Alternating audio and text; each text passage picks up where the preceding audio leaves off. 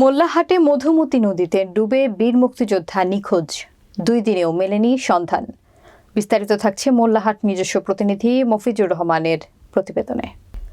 বাগেরহাটের মোল্লাহাটে মধুমতি নদীতে গোসল করতে নেমে পানিতে তলিয়ে নিখোঁজ হয়েছেন হাফিজুর রহমান নামে এক অবসরপ্রাপ্ত শিক্ষক ও বীর মুক্তিযোদ্ধা। বৃহস্পতিবার বিকাল 5টার দিকে উপজেলার গিরিশনগর খেয়াঘাটে গোসল করতে নামায় স্রোতে কিছু দূরে ভেসে যায়। এরপর তলিয়ে এ নিখোঁজের ঘটনা ঘটে। অবসরপ্রাপ্ত শিক্ষক বীর মুক্তিযোদ্ধা হাফিজুর রহমান অত্র উপজেলার কদমতলা গ্রামের মৃত আব্দুল হাই শেখের ছেলে। ওই ঘটনার পর গত বৃহস্পতিবার সন্ধ্যা থেকে মোল্লাহাট ফায়ার সার্ভিসের সদস্যরা উদ্ধার অভিযান চালিয়ে যাচ্ছেন। Mollahat fire service station officer Sharif জানান, অবসরপ্রাপ্ত শিক্ষক বীর মুক্তিযোদ্ধা হাফিজুর রহমান মধুমতি নদীতে গোসল করতে নেমে স্রোতে ভেসে গিয়ে তলিয়ে নিখোঁজ হওয়ার খবর পেয়ে দ্রুত ঘটনাস্থলে আসেন। এরপর বৃহস্পতিবার সন্ধ্যা থেকে উদ্ধার অভিযান চালাচ্ছেন।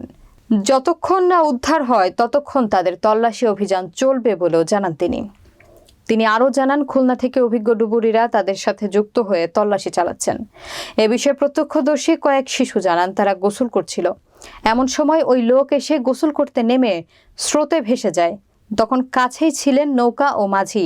ওই মাঝিকে তারা বলেছিল স্রোতে ভেসে যাওয়া লোককে নৌকায় তুলতে, কিন্তু মাঝি তাকে উদ্ধার না করে শিশুদের বলেন নৌকায় পাগল ছাগল তোলা যাবে না। এরপর শিশুরা একসাথে সাঁতরে এগোচ্ছিল। তখন সামনে বেশি স্রোতে তারাও ভেসে তলিয়ে যাওয়ার আশঙ্কায় ফিরে আসে এবং কুলে উঠে ডাক চিৎকার করে। ততক্ষণে ভেসে যাওয়া লোক শেষবারের মতো হাত তুলে উদ্ধারের ইশারা করে তলিয়ে যায়। এ ঘটনায় শিশুরা ওই মাঝির প্রতি ক্ষোভ প্রকাশ করে। টিম নদীতে কাজ করছে, তো উদ্ধার হইলে আমরা জানাবো।